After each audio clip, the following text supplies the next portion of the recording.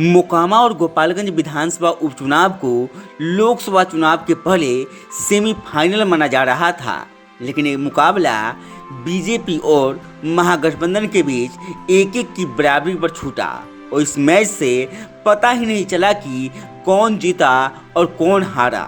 मगर अब कुरहनी विधानसभा उपचुनाव दोनों गठबंधन के लिए बेहद महत्वपूर्ण माना जा रहा है।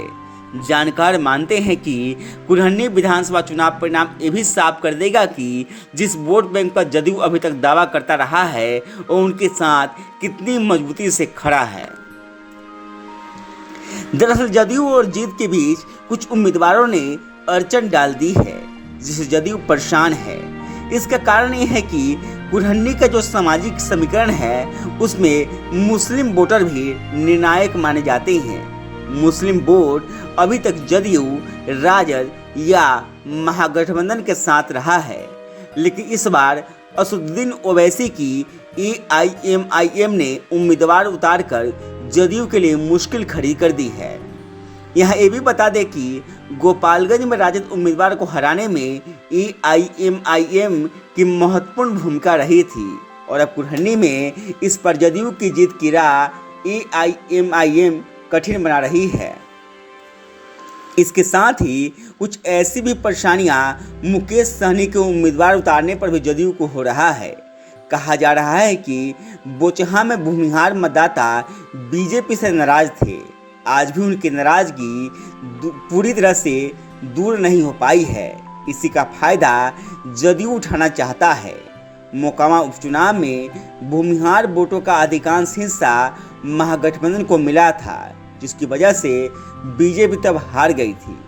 हालांकि वहां ये भी बात थी कि अनंत सिंह उनका परिवार इस सीट से 6 बार से लगातार जीतता रहा है, लेकिन कुरहनी में इस बार मुकेश सहनी ने भूमिहार उम्मीदवार देकर जदयू के लिए मुसीबत खड़ी कर दी है। कहा जा रहा है कि अगर भूमिहार वोट में बंटवारा होता है तो इसका खामियाजा जदयू को भी उठाना पड़ेगा।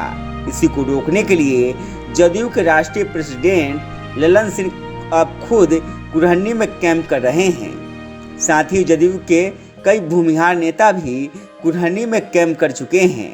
वहीं राजद से नाराज सहनी समाज का एक नेता भी निर्दलीय चुनाव मैदान में है, जो सहनी वोट काट सकता है।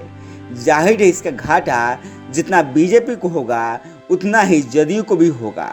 वहीं मुकेश सहनी को उम्मीदवार उतारने की वजह से सहनी वोट में बंटवारा तय है और इसका सबसे अधिक नुकसान जदयू को ही हो सकता है, क्योंकि अति पिछड़ा वोट पर जदयू दावा करता रहा है।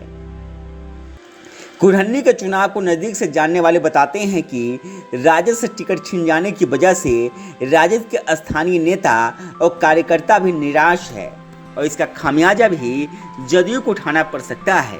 हालांकि दूसरी ओर जदयू को उम्मीद है कि तेजस्वी यादव के चुनावी मैदान में उतरने के बाद शायद इनकी नाराजगी दूर हो सकती है, लेकिन वो किस हद तक दूर हो पाएगी ये तो चुनाव परिणाम के बाद ही पता चल पाएगा।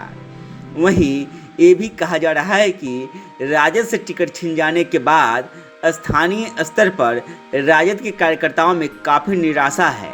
ऐसे में यादव और काफ़ी हद तक कुछ अन्य पिछड़े वर्ग के वोटर इधर से उधर हो सकते हैं। ऐसे में सियासी समीकरण के लिहाज से देखें तो कुरहनी उपचुनाव में सबके निशाने पर फिलहाल जदयू है। गांव तक बिहार की रिपोर्ट। अब ऑर्गेनिक तरीके से रखें खुद के साथ किचन के बर्तनों और बाथरूम के टॉयलेट का ख्याल। अकासा लेकर आया है organic hand wash, shampoo, toilet cleaner के साथ ढेर सारे प्रोडक्ट जो करे आपका और आपके घर का कंप्लीट केयर।